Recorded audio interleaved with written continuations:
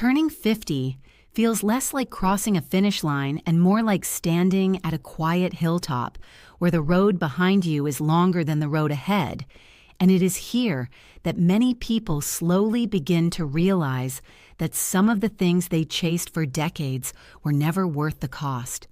The first great waste of time after 50 is trying to impress people who were never truly invested in your happiness.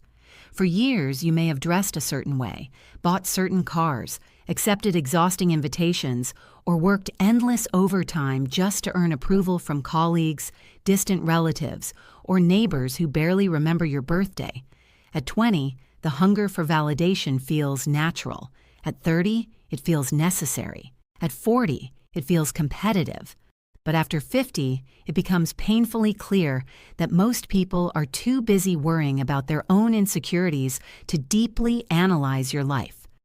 The promotions you sacrificed family dinners for, the luxury items purchased on installments, the forced laughter at gatherings you didn't enjoy, none of it builds real fulfillment.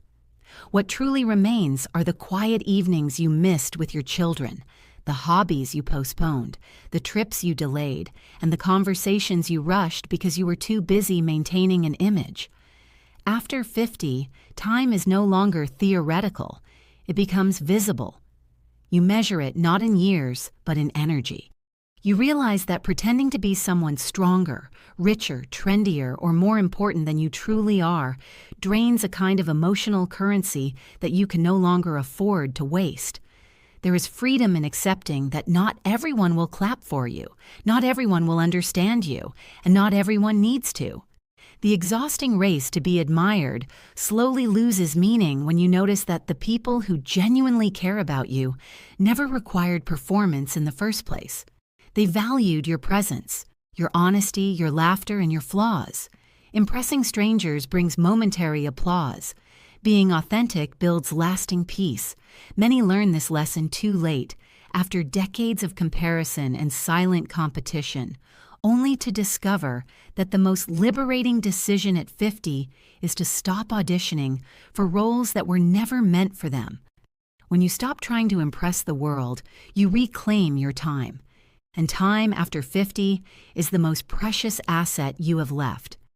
The surprising truth is that the moment you release the need for approval, you begin to live lighter, speak clearer, and rest deeper, and that quiet confidence becomes far more impressive than anything you ever tried to display. The second great waste of time after 50 is holding on to grudges that have already stolen enough of your peace. For decades, you may have replayed certain conversations in your mind, remembering who said what, who failed you, who betrayed your trust, or who didn't show up when you needed them most. At 30, anger feels powerful. At 40, it feels justified. But after 50, it quietly becomes heavy. You start to notice that the person who hurt you has likely moved on, built a new life, perhaps even forgotten the incident entirely, while you continue to carry the emotional weight like unpaid debt, accumulating interest. Resentment has a subtle way of convincing you that you are protecting your dignity, when in reality you are prolonging your pain.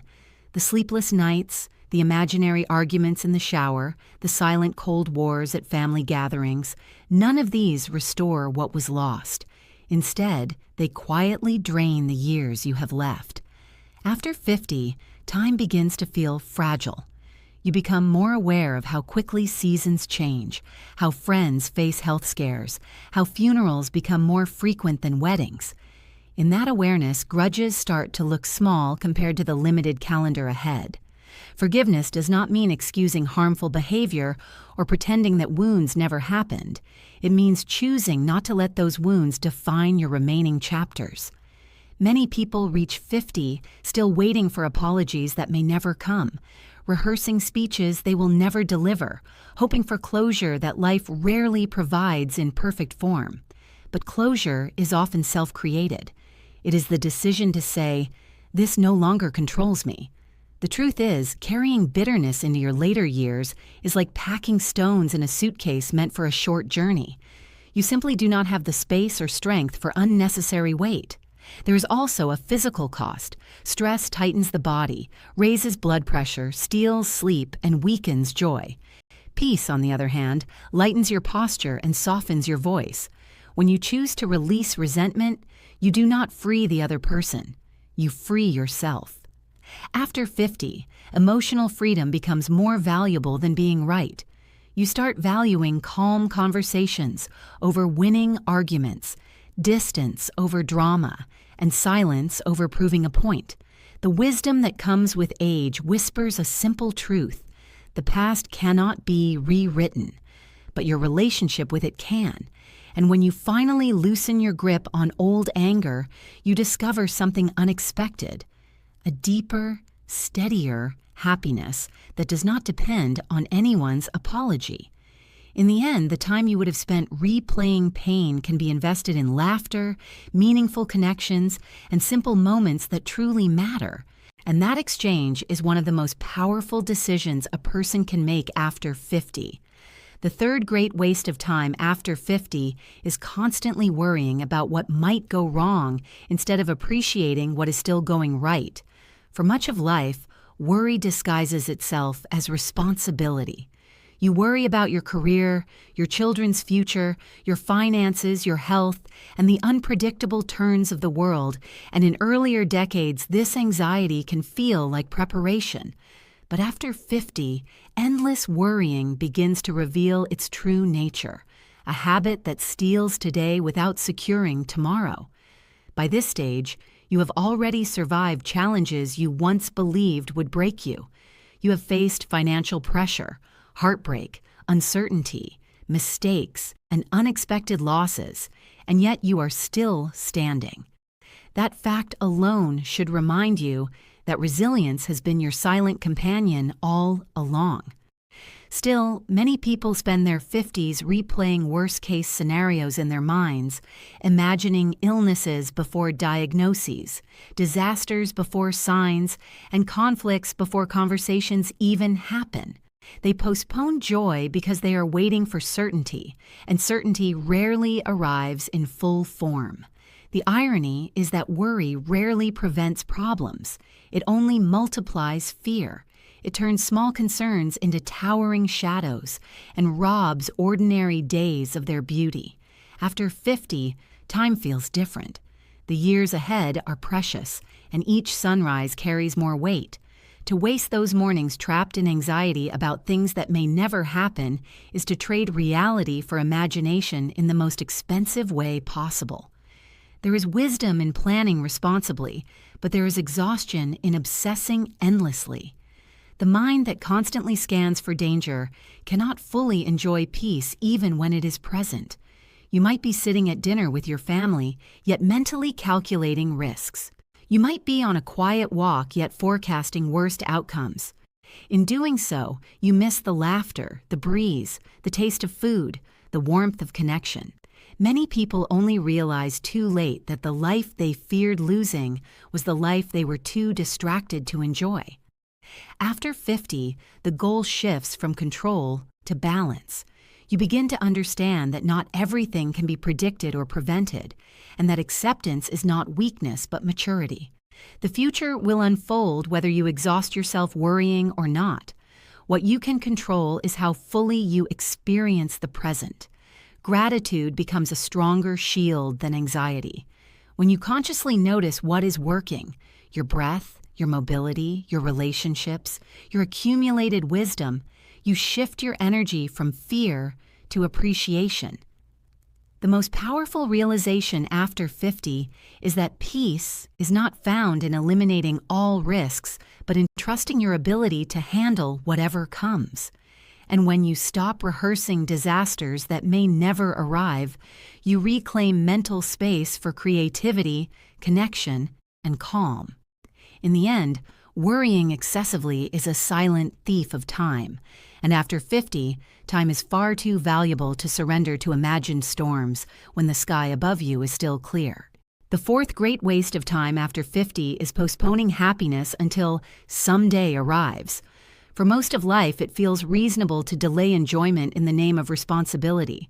You tell yourself you will travel when work slows down, relax when the mortgage is paid, pursue hobbies when the children are settled, focus on health when there is more time, and reconnect with old friends when schedules clear.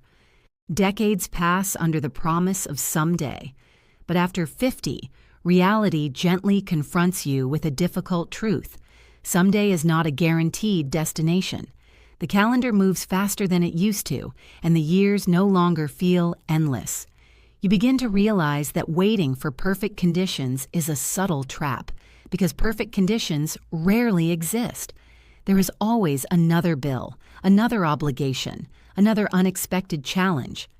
Many people reach this stage of life financially more stable than before, yet emotionally exhausted because they postponed simple joys for too long. They worked through weekends, ignored vacations, delayed creative passions, and silenced personal dreams, believing there would always be time later. The danger of postponement is not just missed experiences.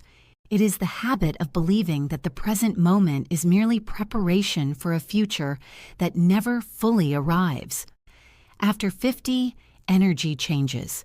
Physical stamina may not be what it once was, and the awareness of limited time becomes sharper. This awareness can either create fear or inspire urgency in the best way. It can remind you that the small pleasures you keep delaying, learning an instrument, visiting a place you love, starting a small project, spending unhurried afternoons with loved ones, do not require perfect timing. They require decision. Happiness is not a grand event waiting at the end of achievement. It is built quietly in ordinary days. Many people learn too late that the promotion they chased did not bring lasting joy, but the family dinner they skipped would have. The house they upgraded did not guarantee peace, but the simple evening walk they postponed could have brought it. After 50, wisdom whispers that life should no longer be lived entirely in preparation mode. Planning is wise, but living is essential. There is courage in allowing yourself to enjoy what you have now, rather than constantly striving for more before permitting satisfaction. It is not irresponsibility, it is balance. The most powerful shift at this age is understanding that fulfillment is not postponed until retirement, wealth, or external approval. It is available in conversations, laughter, creativity, rest, and gratitude today. When you stop deferring joy, you stop treating your present life as a waiting room. And after 50, the waiting room is the most expensive place to remain, because time, once spent, does not offer refunds. The fifth great waste of time after 50 is refusing to adapt and clinging stubbornly to the way things used to be. Change can feel uncomfortable at any age, but after decades of routines, habits, and familiar systems, it can feel almost threatening. You may find yourself saying that the world is moving too fast, that technology is unnecessary, that younger generations do not understand real life, or that the old ways were always better. While there is value in experience and tradition, there is danger in becoming rigid. The world does not pause out of respect for our comfort. It evolves, shifts, reinvents itself, and when we resist every change, we slowly isolate ourselves.